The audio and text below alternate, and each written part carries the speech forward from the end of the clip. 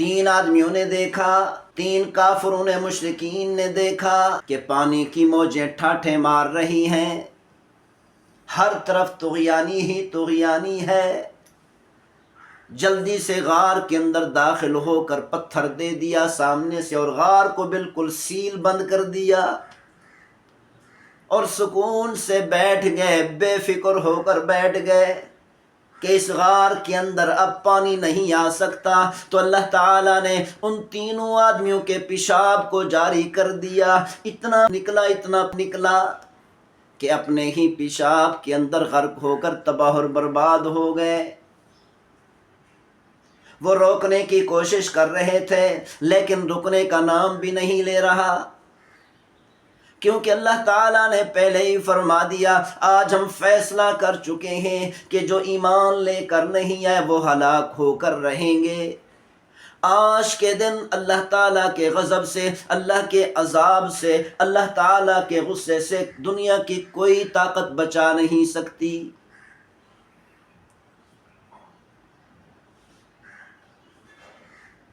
حضرت نوح علیہ السلام کے زمانے میں جب پانی کا طوفان آیا، اللہ تعالیٰ نے پانی کی شکل میں طوفان بھیجا، پانی کی شکل میں عذاب بھیجا، ہر طرف سے ہلاکت ہی ہلاکت تھی، انسان بھی ہلاک ہو رہے تھے، جانور بھی ہلاک ہو رہے تھے، درندے بھی ہلاک ہو رہے تھے۔ اس پانی کی مخلوق پر اللہ تعالیٰ کا قبضہ ہے، اللہ کا کنٹرول ہے۔ حضرت علی رضی اللہ تعالیٰ عنہ نے ارشاد فرمایا کہ اللہ تعالیٰ نے پانی کی لگام ایک فرشتے کے ہاتھ میں دی ہوئی ہے، جیسے ہی اللہ تعالیٰ نے ارادہ فرمایا طوفان نوح بھیجنے کا، تو اللہ تعالیٰ نے فرمایا اِنَّا لَمَّا طَغَى الْمَاءُ۔ جیسے ہی اللہ تعالیٰ نے طوفان بھیجنے کا، پانی کا عذاب بھیجنے کا ارادہ فرمایا، اللہ تعالیٰ نے فرمایا کہ یہ پانی باغی ہو گیا، اس پانی کی لگام اس فرشتے کے ہاتھ سے چھوٹ گئی۔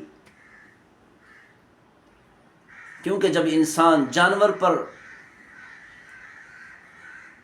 سوار ہوتا ہے، لگام انسان کے ہاتھ میں ہوتی ہے، لیکن جب جانور باغی ہوتا ہے تو پھر انسان کے بس میں نہیں ہوتا کہ اس سرکش، اس باغی جانور کو سنبھال سکے۔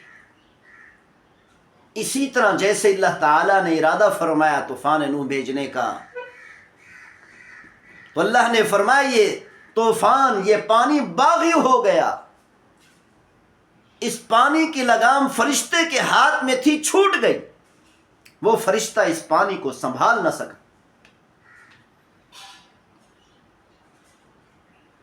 اسی لیے اللہ تعالیٰ نے ارشاد فرمایا وَمَا أَصَابَكُم مِّن مُّصِيبَةٍ فَبِمَا كَسَبَتْ أَيْدِيكُمْ۔ دنیا کے اندر جو بھی فساد ظاہر ہوتا ہے، جو بھی مصیبت آتی ہے، جو بھی پریشانی آتی ہے، اللہ تعالیٰ نے فرمایا تمہارے اپنے ہاتھوں کی کمائی ہے، تمہاری بدعمالیوں کی وجہ سے اللہ فرماتے ہیں مصیبتیں نازل کرتا ہوں، اس طرح کے چھوٹے چھوٹے عذاب بھیجتا ہوں۔ وَلَنُذِيقَنَّهُم مِّنَ الْعَذَابِ الْأَدْنَىٰ دُونَ الْعَذَابِ الْأَكْبَرِ وَيَعْفُو عَن كَثِيرٍ۔ اللہ تعالیٰ نے ارشاد فرمایا جب انسان بدعمالی کرتا ہے، چھوٹے چھوٹی مصیبتیں بھیجتا ہوں، عذاب بھیجتا ہوں تاکہ یہ سنبھل جائے، اور اس کے بہت ساری بدعمالیاں، بہت سارے گناہ معاف بھی کر دیتا ہوں۔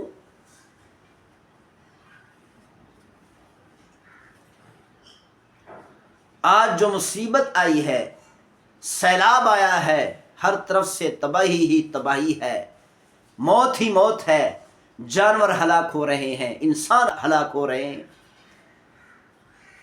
پورے ملک والے پریشان ہیں۔ اس کی وجہ صرف اور صرف ہماری بدعمالیاں ہیں، انسان کی بدعمالیاں ہیں۔ جیسے یہ گھر کا صحن انسانوں کا آنگن ہوتا ہے، روزانہ اس کی صفائی کی جاتی ہے، عورتیں روزانہ اس کی صفائی کرتے ہیں، اسی طرح یہ پوری روئے زمین اللہ کا آنگن ہے۔ جیسے انسان اپنے گھر کے آنگن کو ہر گندگی سے پاک کرتا ہے، صاف کرتا ہے، یہ پوری روئے زمین بھی اللہ کا آنگن ہے۔ اس اللہ کے آنگن پر جب گناہ ہوتے ہیں، نافرمانیاں ہوتی ہیں، اللہ تعالیٰ کے خلاف بغاوت ہوتی ہے، تو اللہ تعالیٰ کا یہ آنگن خراب ہو جاتا ہے۔ تو پھر اللہ تعالیٰ یہ چھوٹی چھوٹی مصیبتیں بھیج کر صفائی کرتے تاکہ یہ انسان سنبھل جائے، سمجھ جائے۔ یونیورسٹی کے اسٹوڈنٹ نے کہا کہ یونیورسٹی میں اتنی بدکاری ہو رہی ہے کہ بدکاری سستی ہے اور روٹی مہنگی ہے۔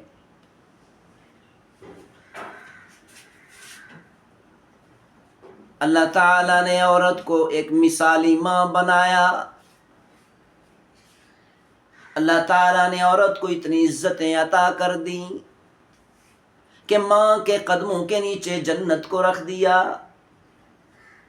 بیٹی کے بارے میں پیغمبر صلی اللہ علیہ وسلم نے ارشاد فرمایا، جو مسلمان بندہ میرا امتی 3 بیٹیوں کی تربیت کر کے شادی کر دیتا ہے، کل قیامت والے دن جنت میں اس طرح میرے ساتھ ہوگا۔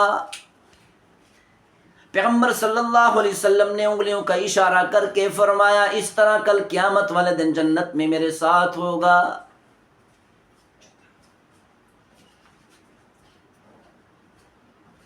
ایک صحابی نے عرض کی، یا رسول اللہ، جس کی 2 بیٹیاں ہوں؟